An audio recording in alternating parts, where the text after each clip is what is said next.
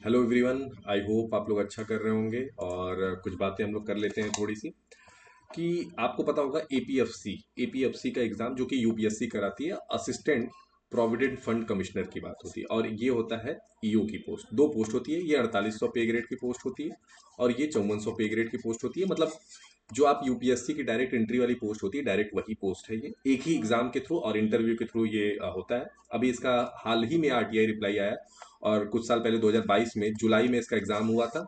उस साल भी ठीक ठाक वैकेंसी थी काफ़ी। उस एग्जाम में बहुत सारी चीज़ें रहीं, उस पर भी बात करेंगे। और इसका सिलेबस थोड़ा सा अलग है, उस पर भी बात करेंगे। क्या एलिजिबिलिटी है, क्या कुछ अलग से क्वालिफिकेशन चाहिए, या फिर वैकेंसी कितनी रह सकती है, सिलेबस क्या होता है, एग्जाम डेट कितना जा सकता है, क्या हो सकता है, इस पे बात करेंगे। चलिए कुछ बात कर लेते हैं। पहले तो एलिजिबिलिटी देख लेते हैं और आरटीआई रिप्लाई के बारे में इसके बाद बात करेंगे दोस्तों।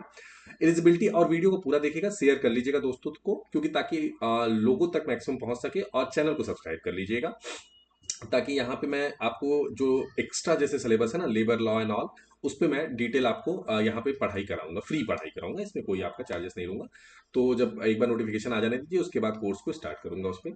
ठीक है, चलिए बताता हूँ। ईओ और एओ, ठीक है, अकाउंट ऑफिसर एग्जीक्यूटिव ऑफिसर की जो पोस्ट होती है ये एक्चुअली क्या होती है कि एओ जो है वो अकाउंट का भी काम करते हैं, और जब बाहर का काम करते हैं मतलब फील्ड वर्क करते हैं तो ईओ बोला जाता है, और जब अकाउंट का काम करते हैं तो एओ बोला जाता है। 30 साल मैक्सिमम होती है और डिग्री चाहिए होती है, बस कुछ भी नहीं चाहिए एक्स्ट्रा।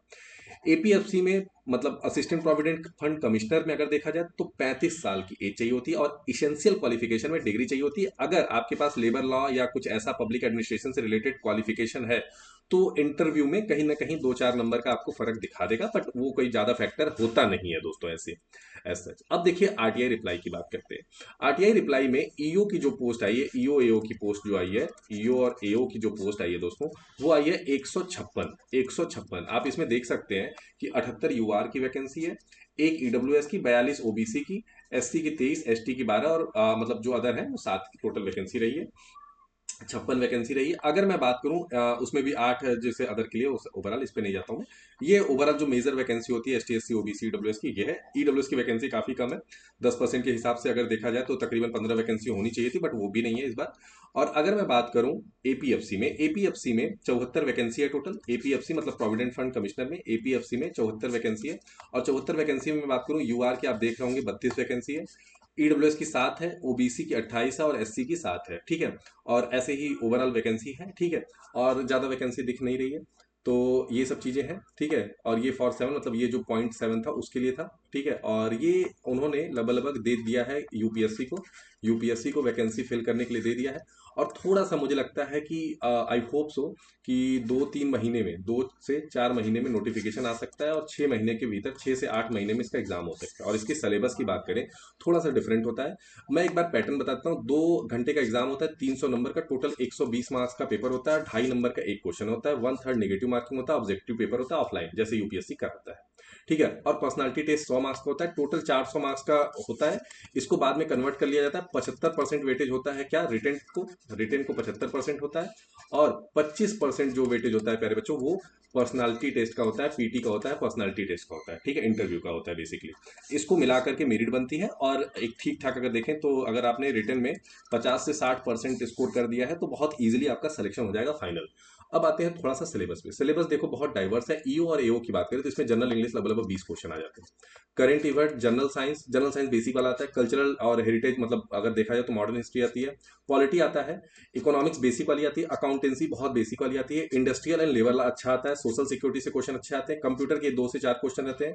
क्वांटिटी एप्टीट्यूड के और मेंटल एबिलिटी के भी 5 से 10 क्वेश्चन होते हैं। ये भी इंपॉर्टेंट है। मतलब अगर ये देखा जाए तो एसएससी के हिसाब से 30 क्वेश्चन तो एसएससी से रिलेटेड होता है, 30 से 40 क्वेश्चन। ठीक है, 120 में। बाकी अगर देखा जाए तो बेसिक थोड़े अच्छे लेवल होते हैं।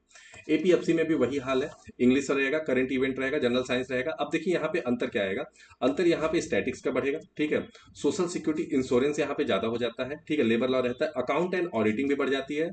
ठीक है, ये चीज हो जाता है। और यहाँ पे पॉपुलेशन डेवलपमेंट और ग्लोबलाइजेशन वाला जो एक फैक्टर है ना, वो भी यहाँ पे इंक्लूड रहता है। तो अगर मैं डिफरेंस की बात करूँ तो ज्यादा डिफरेंस नहीं है सिलेबस में, थोड़ी सी है। ऑडिटिंग ऑडिटिंग बेसिक ही होती है, और इंश्योरेंस भी कहीं ना कहीं जब आप ऑडिटिंग अकाउंट पढ़ते हैं तो इंश्योरेंस भी आप पढ़ते ही है। तो ये चीजें अंतर हो जाती हैं। इसका भी सिलेबस वही 120 मार्क्स है।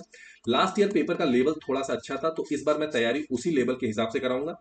अगर मुझे कराना हुआ प्रॉपर आपको तो लेबर लॉ, सिक्योरिटी, इन सबसे जो है ना 20 से 30 क्वेश्चन तो इन्हीं से आता है, लेबर लॉ, सिक्योरिटी इंश्योरेंस और इनसे, इन 3 टॉपिक से।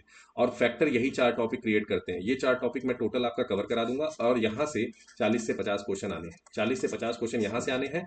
General science, quantity aptitude, mental ability, ये भी मैं करवा दूंगा। और यहाँ से जब 80 क्वेश्चन का मैं काम आपको करवा दूंगा, उसके बाद जनरल साइंस हुआ, करंट इवेंट हुआ, ये मैं कराता ही रहता हूँ। तो पूरा ओवरऑल तैयारी मैं यहीं पे आपको करा दूंगा। चैनल को सब्सक्राइब कर लीजिएगा। बाकी मिलते हैं नेक्स्ट वीडियो में। आई होप कि अभी रिसेंट में जो भी जानकारी इसके बारे में मिलेगी, वैकेंसी अपग्रेड की मिलेगी, तो वो भी मैं आपको डिटेल वीडियो दे दूंगा। थैंक यू सो मच, धन्यवाद। जय हिंद, जय भारत।